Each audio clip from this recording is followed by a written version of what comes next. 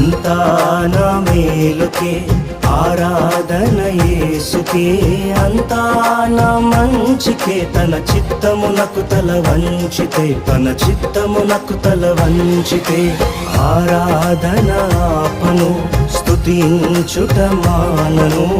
ఆరాధన ఆపను, స్తుతించుట మానను, స్తుతించుట మానను.